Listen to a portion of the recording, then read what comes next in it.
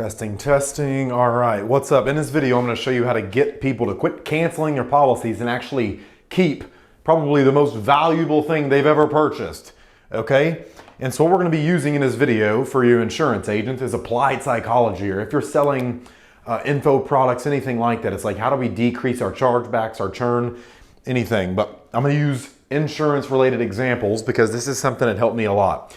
Believe it or not, did you know that like 1/10 of your customers will more than likely take an annual option if simply presented to them?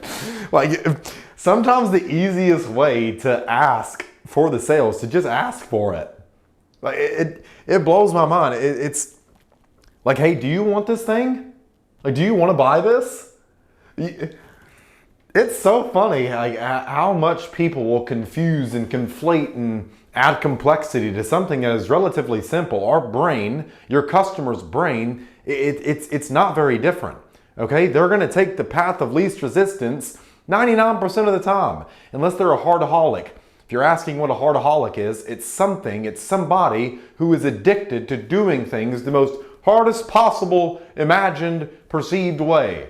Okay, instead of 2 + 2 = 4, it's like, well, 1 + 3 + 7 - 7 times the square root of pi. Like, they find the most complex way to do things because they grew up in the government indoctrination system where it's like, don't share answers, don't ask for help, cover your, like, pay attention to the test, don't speak unless spoken to, raise your hand if you got to go potty, any of that. So here's the thing. You have to get good at breaking down commitments for people, because the more perceived work, the less valuable it is in the client's mind. And people are going to do what is in their own best perceived self-interest. Okay? Not what is in their best self-interest, but what is their best perceived self-interest. All right? And so a lot of you, you're selling monthly commitments when it comes to insurance-related products.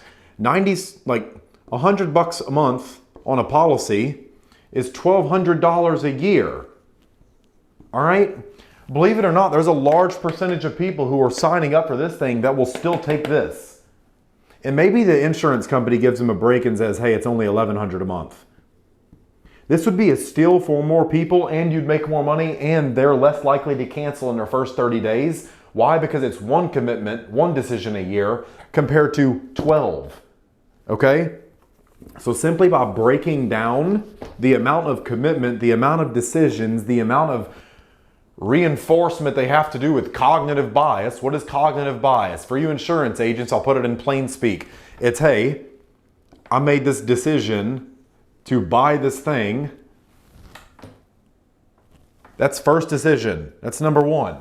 So my second decision has to prove that this decision was a good one by buying again or doing whatever it is. But if it's a buying decision, if you sell someone a policy and they have to keep making that decision month after month after month when they're paying attention, because look, most people, with how the economy is right now, like, that's a stress to them. Even $100 a month, what they think they could spend it on, like food or anything like that, even though we know if they cancel that, their family's screwed.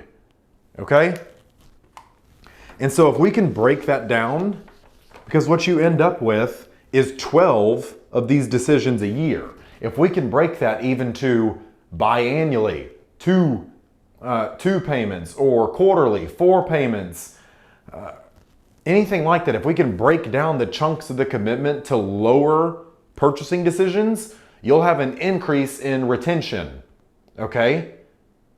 More people will keep their policy, which means less people cancel, which means less churn, less chargebacks, less more people are keeping their policies, which means you make more money and have to pay less of it back. You're no longer trying to chase the same dollar around in a circle. You're not re-earning the same money. Because what a lot of agents do is it's this triangle, okay? It's this triangle right here. What they do is they sell a policy for money. So they sell a policy for money. In the contract, so the company, the insurance carrier, pays you that money, and then guess what? You pay them right back, and then you buy another lead, you work another lead, you attempt to make another sale, and you try to get them to buy the policy, and it's just this vicious loop. That's a lot of agents' businesses. They'll sell a policy, they'll get paid, it'll get canceled, they have to pay the money back. It's stupid. It's stupid, okay? And not every, you really don't have a lot of control over that, so we have to stack the deck in as much favor as possible. And here's the thing, you don't have to learn anything new to do this.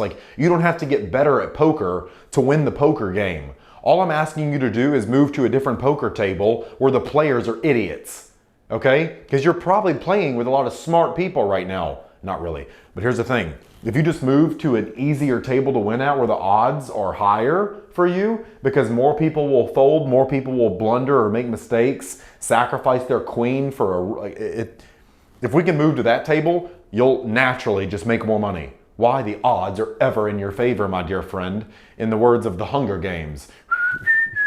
Okay? So understand that. If you can break down the purchasing commitments, they're going to have to do less. It's going to require less energy on their part. And so if we can break these 12 commitments down to perceptually lower, remember that psychology will solve 90% of your business problems. If you just frame things in a different way for your customers. Stop saying it's $1,200 and just, I won't even say that it's 1200. You can say things in such a weird way, like 1,997, I would just say 1997. And sure, we can argue if that's unethical or ethical, but it's what works. Okay? They still see the comma in the same place, but how you say it gets them to focus on it in a different light. So if we have a policy and we want to offer an annual route, someone's paying $200 a month and the company comes back with a yearly rate of $19.97, we'll just say, hey, instead of you paying $200 a month, what would you be interested in saving a couple $100 by just getting this taken care of now, knocking it off your to-do list for just $19.97? They're still going to see that. It's still the same number, but how you say it is different. It's perceived as different. Even though it's still $1,997, how we say it is a lot different. $19.97. So get used to framing things in a different way. But it's if you start breaking down perceptual big problems in the client's head to lower commitments, 1997, hey, it's just 97, it's just one payment a month instead of 97 a month, just this low payment a month. It's just, you can diminish it. So